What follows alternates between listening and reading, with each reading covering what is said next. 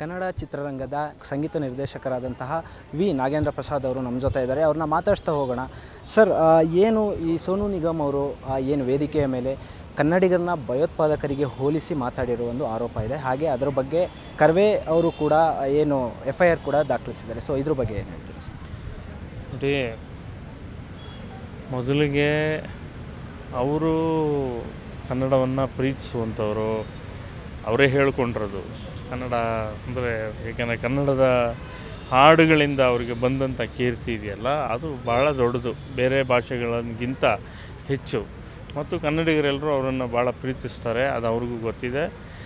ಆದರೆ ಅಂಥ ಒಂದು ಕಚೇರಿಯಲ್ಲಿ, ಸಂಗೀತ ಕಚೇರಿಯಲ್ಲಿ ಕನ್ನಡ ಅಂತ ಕೂಗಿದ್ದಕ್ಕೆ ಇರಿಟೇಟ್ ಆಗಿ ಪೆಹಲ್ಗಾಮ್ಗೆ ಹೋಲಿಸಿದ್ರು. ಪೆಹಲ್ಗಾಮ್ ಸನ್ನಿವೇಶ ಏನು ನಡೀತಲ್ಲ ಅದಕ್ಕೆ ಹೋಲಿಸಿದ್ರು. ಕನ್ನಡ, ನನ್ನ ಪ್ರಶ್ನೆ, ಕನ್ನಡ ಅಂತ ಅವನು ಕೂಗಬೇಕಾದ ಅನಿವಾರ್ಯತೆ ಯಾಕೆ ಸೃಷ್ಟಿಯಾಯಿತು? ನೀವು ಕನ್ನಡ ಹಾಡದೇ ಇರೋ ಕಾರಣಕ್ಕೆ ಅವರು ಕೂಗಬೇಕಾಯ್ತಲ್ಲ.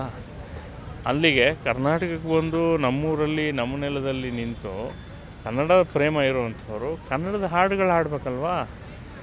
ಆಮೇಲೆ ಯಾರಾದರೂ ಕೇಳಿದ್ರೆ ನೀವು ಹಿಂದಿ ಹಾಡು ಆಡಬೇಕು, ಅದೇನೋ ಅದು ಯಾವುದೋ ಒಂದು ಕ್ಲೋಸ್ ಡೋರ್ಸ್ ಅಲ್ವಾ, ಅದು ಯಾವುದೋ ಕಾಲೇಜಿನೋ ಯಾವುದೋ ಕಾರ್ಯಕ್ರಮ. ಹಂಗಾಗಿ ನೀವು ಕನ್ನಡ ಹಾಡು ಹಾಡದೇ ಇರೋ ಕಾರಣಕ್ಕೆ ಅವನು ಇರಿಟೇಟ್ ಆಗಬೇಕಾಯ್ತು. ನೀವು ಇರಿಟೇಟ್ ಆಗಿ ಪೆಹಲ್ಗಾಮ್ಗೆ ಹೋಲಿಸಿದ್ರಲ್ಲ, ನೀವು ಕನ್ನಡ ಹಾಡದೇ ಇರೋದಕ್ಕೆ ಅವನಿಗೆಷ್ಟು ಇರಿಟೇಟ್ ಆಗಿರಬೇಕು. ಆ ಗುಂಪಿಗೆ, ಅದು 4 ಜನನೋ 8 ಜನನೋ ಏನೇ ಆಗಲಿ, ಅವ್ರಿಗೊಂದು ಇರಿಟೇಷನ್ ಆಗಿರ್ತಲ್ಲ. ಇಲ್ಲಿ ಬಂದು ನಮ್ಮೂರಲ್ಲಿ ಬಂದು ಕನ್ನಡ ಹಾಡಲಿಲ್ವೇ ಸೋನು ನಿಗಮ್ ಅಂತ. ಸೊ ಹಾಗೆ ಸಿಟ್ಟು ಎಲ್ಲರಿಗೂ ಎಲ್ಲ ಇರುತ್ತೆ. ಆದರೆ ಸಿಟ್ಟಿನ ಬರದಲ್ಲಿ ಮಾತಾಡುವ ಮಾತು ಒಂದು ಸ್ವಲ್ಪ ಏನು ಮಾತಾಡ್ತಿದ್ದೀನಿ ಅನ್ನೋ ಪ್ರಜ್ಞೆ ಇರಬೇಕಲ್ವ. ಸೋನು ನಿಗಮ್ ಅವ್ರೇನು ಸಣ್ಣ ಹುಡುಗ ಅಲ್ಲ, ಅವ್ರಿಗೆಲ್ಲ ಮಾಗಿದ ಅನುಭವ ಇರೋವಂಥವ್ರು. ಆಮೇಲೆ ಒಂದು ಕಚೇರಿ ಅಲ್ಲ, ಸಾವಿರಾರು, ಇಡೀ ಪ್ರಪಂಚದಾದ್ಯಂತ ಕಾನ್ಸರ್ಟ್ಗಳನ್ನು ಮಾಡಿರುವಂಥ ವ್ಯಕ್ತಿ, ಶೋ ಮಾಡಿರುವಂಥ ವ್ಯಕ್ತಿ, ಒಂದು ಕಡೆ ಮಾತಾಡುವಾಗ ದಿಢೀರಂತ ಪೆಹಲ್ಗಾಮ್ಗೆ ಹೋಲಿಸಿದ್ರೆ ಅದು ಕನ್ನಡಿಗರನ್ನ ಹೋಲಿಸಿದ್ದು ಅನ್ನೋದು ಒಂದು ಕಡೆ. ಆದರೆ ಈ ದೇಶದ ಯಾವುದೇ ನಾಗರಿಕರನ್ನು, ಯಾವುದೇ ಇಂಥ ಒಂದು ಸಂದರ್ಭ ಇನ್ಯಾವುದೇ ಎಲ್ಲೇ ಸೃಷ್ಟಿಯಾಗಿದ್ದರೂ ಕೂಡ ನೀವು ಅದನ್ನು ಪಾಕಿಸ್ತಾನದ ಆ ಭಯೋತ್ಪಾದಕ ಕೃತ್ಯಕ್ಕೆ, ಪೆಹಲ್ಗಾಮ್ನಲ್ಲಿ ನಡೆದ ಆ ಅಮಾನುಷ ಕೃತ್ಯಕ್ಕೆ ಸಮೀಕರಿಸ್ಬಿಟ್ರೆ ಇವರನ್ನು ಭಯೋತ್ಪಾದಕರು ಅಂತ ಹೇಳ್ದಂಗೆ ತಾನೆ. ಕನ್ನಡಿಗರನ್ನು, ಅಥವಾ 4 ಜನನೇ ಆಗಲಿ, ಎಲ್ರಿಗೂ ಹೇಳ್ತಿಲ್ಲ ನಾನು ಅಂತ ಹೇಳಿದ್ದಾರೆ 2ನೇ ವಿಡಿಯೋದಲ್ಲಿ, ಅವರನ್ನೇ ಆಗಲಿ ಭಯೋತ್ಪಾದಕತನಕ್ಕೆ ಹೋಲಿಸೋದಾಗಲ್ವ. ಅವರು ಕನ್ನಡ ಅಂತ ಸಿಟ್ಟಿಗೆದ್ದು ಕೂಗಿದ್ರು ಕೂಡ ಅದನ್ನು ನೀವು ಎಲ್ಲಿಗೆ ಹೋಲಿಸ್ತಿದ್ದೀರಿ? ಆ ಹೋಲಿಕೆ ತಪ್ಪು ಅನ್ನೋದಾದರೂ ಮನವರಿಕೆ ಆಗಬೇಕು ಅವ್ರಿಗೆ. ಹಾಗೆಯೇ 2ನೇ ವಿಡಿಯೋ ಮಾಡ್ತಾರೆ, ಅದರಲ್ಲಿ ಅವರು ಗೂಂಡಾಗಳು ಅನ್ನೋ ಒಂದು ವಾಕ್ಯವನ್ನು ಇದು ಮಾಡ್ತಾರೆ, ಅವರು ಪ್ರಸ್ತಾವನೆ ಮಾಡ್ತಾರೆ. ಸೊ ಇದ್ರ ಬಗ್ಗೆ ಏನು ಹೇಳಿ ಸರ್? ಈಗ 50 ವರ್ಷಗಳ ಕಾಲ SP ಬಾಲಸುಬ್ರಹ್ಮಣ್ಯಂ ಅವರು ಇಡೀ ಪ್ರಪಂಚದಲ್ಲೇ ಶೋಗಳನ್ನು ಮಾಡಿದ್ರು. ನಾವು ಎಲ್ಲೂ ಯಾವ ಶೋನಲ್ಲೂ ಕೂಡ ಅವರು ಸಿಟ್ಟಿಗೆದ್ದಿದ್ದನ್ನು ಕಾಣಲಿಲ್ಲ. ಸೋನು ನಿಗಮ್ ಸಿಟ್ಟಿಗೆದ್ದಿದ್ದು ಇದು ಮೊದಲಲ್ಲ, ಅರ್ಥ ಆಯ್ತಾ? ಸೋನು ನಿಗಮ್ಗಿಂತ ಹೆಚ್ಚು ಶೋಗಳನ್ನು ಮಾಡಿದ್ದಾರೆ SP ಬಾಲಸುಬ್ರಹ್ಮಣ್ಯಂ ಅಲ್ವಾ? ಅಂದರೆ ಅರ್ಥ ಮಾಡ್ಕೊಳ್ಳಿ, ಅಂದರೆ ಕ್ಯಾರೆಕ್ಟ್ರಿಂದ ಕ್ಯಾರೆಕ್ಟ್ರಿಗೆ ಭಿನ್ನ ಆಗ್ಬೋದು, ವ್ಯಕ್ತಿಯಿಂದ ವ್ಯಕ್ತಿತ್ವ ಬೇರೆ ಬೇರೆ ಆಗ್ಬೋದು, ಇಲ್ಲ ಅಂತಲ್ಲ. ಆದರೆ ನಿಮಗೆ ಕನಿಷ್ಠ ಒಂದು ಪ್ರಜ್ಞೆ ಇರಬೇಕು. ಕಾನ್ಸರ್ಟ್ ಅಂದಾಗ ಎಲ್ಲ ಥರದ ಜನ ಇರ್ತಾರೆ. ಅಲ್ಲಿ ಹೂ ಎಸೆಯೋನು ಇರ್ತಾನೆ, ಯಾರೋ ಸಿಟ್ಟಿಗೆದ್ದು ಸೋಡಾ ಬಾಟ್ಲ್ ಎಸೆಯೋನು ಇರ್ತಾನೆ. ಹಂಗಿದ್ದಾಗಲೇ ಕಾನ್ಸರ್ಟ್ ಮಾಡೋಕ್ಕಾಗೋದು. ಎಲ್ಲರನ್ನೂ ತೂಗಿಸ್ಕೊಂಡು ಹೋಗೋಕ್ಕಾದ್ರೇ ನೀನು ಶೋ ಮ್ಯಾನ್ ಅಲ್ವಾ? ಶೋ ಮಾಡ್ತೀಯ, ಶೋ ಮ್ಯಾನ್. ಇಲ್ಲ ಅಂದರೆ ವೇಸ್ಟ್ ಅದು. ಹಾಗಾಗಿ ಈ ಥರ ತಾಳ್ಮೆ ಕಳ್ಕೊಂಡು ಮಾತಾಡೋದು ಒಳ್ಳೆಯದಲ್ಲ, ಮಾತಾಡಿರೋದು ತಪ್ಪು. ಆ 4 ಜನ ಯಾರೋ ಗೂಂಡಾಗಳು ಅಂತ ಹೇಳಿದ್ದಾರೆ 2ನೇ ವಿಡಿಯೋದಲ್ಲಿ. ಆಯಿತು, ಗೂಂಡಾಗಳೇ ಅಂದ್ಕೊಳ್ಳೋಣ. ಅವ್ರೇನು ಕೇಳಿದ್ರು? ಅವ್ರೇನು ಕಲ್ಲೊಡಿದ್ರ ನಿಮಗೆ?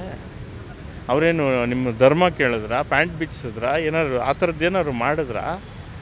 ನಿಮ್ಮ ಗನ್ನಿಟ್ರ? ಏನಿಲ್ಲಲ್ವ? ನೀವು ಎಲ್ಲಿಗೆ ಹೋಲಿಸ್ತಾ ಇದ್ದೀರ? ಒಬ್ಬ ಕನ್ನಡಿಗ ನನ್ನ ಕನ್ನಡ ಹಾಡು ಅಂತ ಸಿಟ್ಟಿಗೆದ್ದು ಕೇಳ್ದ ಅಂದರೆ ಆ ಸಿಟ್ಟಿಗೆ ಕಾರಣ ನೀವೇ. ಅವನು ಸಿಟ್ಟು ಬರೋ ಹಾಗೆ ಯಾಕೆ ಮಾಡಿದ್ರಿ? ಮುಂಚೆನೇ ಕನ್ನಡ ಹಾಡ್ಬಿಟ್ಟಿದ್ರೆ ಅವ್ನು ಸಿಟ್ಟು ಯಾಕೆ ಮಾಡ್ಕೋತಿದ್ದ? ಸಿಂಪಲ್ ಲಾಜಿಕ್ ಅದು. ಹಾಗಾಗಿ ಆ ಥರದ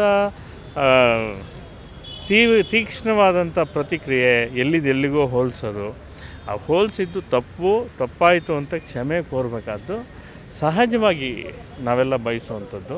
ಅವರು ಕೂಡ ಸಮಾಧಾನವಾಗಿ ಯೋಚನೆ ಮಾಡಿದ್ರೆ ಹೌದು ನಾನು ಮಾತಾಡಿದ ತಪ್ಪು ಅಂತ ಅವ್ರಿಗೆ ಅರಿವಾಗುತ್ತೆ.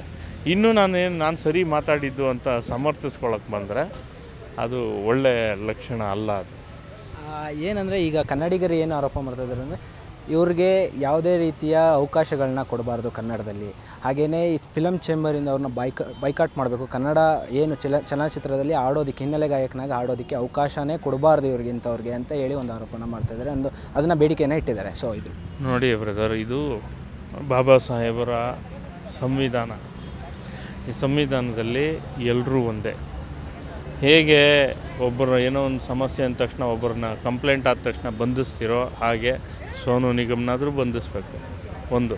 ಎರಡನೇದು, ಯಾಕೆ ನಾನು ಸಂವಿಧಾನದ ರೆಫರೆನ್ಸ್ ಹೇಳ್ತಾ ಇದ್ದೀನಿ ಅಂತಂದರೆ, ಬಾಯ್ಕಾಟ್ ಮಾಡ್ತೀವಿ, ಬಹಿಷ್ಕರಿಸ್ತೀವಿ ಅನ್ನೋದಕ್ಕೆ ನಾವು ಸರ್ಕಾರ ಅಲ್ಲ, ಅಥವಾ ಯಾವುದು ಕಾನೂನಲ್ಲ, ಕೋರ್ಟ್ ಅಲ್ಲ.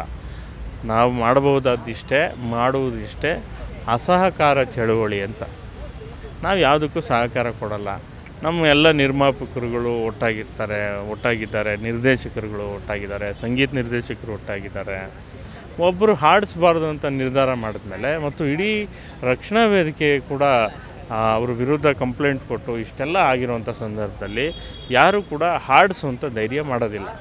ಮತ್ತು ನಾನು ಇಲ್ಲಿ ವೈಯಕ್ತಿಕವಾಗಿ ರಾಜ್ಯ ಸರ್ಕಾರಕ್ಕೆ ಮತ್ತು ಇಲ್ಲಿನ ಯಾವುದೇ ಸಂಸ್ಥೆಗಳಿಗೆ, ಖಾಸಗಿ ಸಂಸ್ಥೆಗಳಿಗೆ ಮನವಿ ಮಾಡ್ಕೊಳ್ಳೋದೇನು ಅಂದರೆ, ನೀವು ಹೊರಗಿನವರನ್ನು ಕರೆಸಿ ಇಲ್ಲಿ ಏನು ಹಾಡಿಸ್ತೀರಿ, ಕಚೇರಿ ಮಾಡ್ತೀರಿ, ಅದಕ್ಕಿಂತ ಇಲ್ಲಿಯವರಿಗೆ ಸ್ಥಳೀಯರಿಗೆ ಹೆಚ್ಚು ಅವಕಾಶಗಳು ಕೊಡಿ. ಇಲ್ಲಿನ ಸಂಗೀತ ನಿರ್ದೇಶಕರು, ಯಾಕೆಂದರೆ ನಮ್ಮ ಸರ್ಕಾರ ಕೂಡ ಮಾಡೋದು ಇದೇ ಕೆಲಸ. ಯಾವುದೇ ಉತ್ಸವ, ಕದಂಬ ಉತ್ಸವ, ಕಿತ್ತೂರು ಉತ್ಸವ, ರಾಜ್ಯೋತ್ಸವ ಅಥವಾ ಯಾವುದು ಇದು ಏನು ದಸರಾ ಉತ್ಸವ, ಇಂಥ ಉತ್ಸವಗಳ ಸಂದರ್ಭದಲ್ಲಿ ಹೊರಗಿನವ್ರಿಗೆ ಕೋಟಿ ಹಣ ಕೊಟ್ಟು ಕರ್ಕೊಂಬಂದು ಇಲ್ಲಿ ಹಾಡಿಸಿ, ಅದು ಯಾವ ಭಾಷೆ ಆಡಿಸ್ತೀರಾ, ಹೊರಗಿನ ಭಾಷೆನೇ ಆಡಿಸ್ತೀರಾ, ಅವೆಲ್ಲ ಹೋಗಬೇಕು.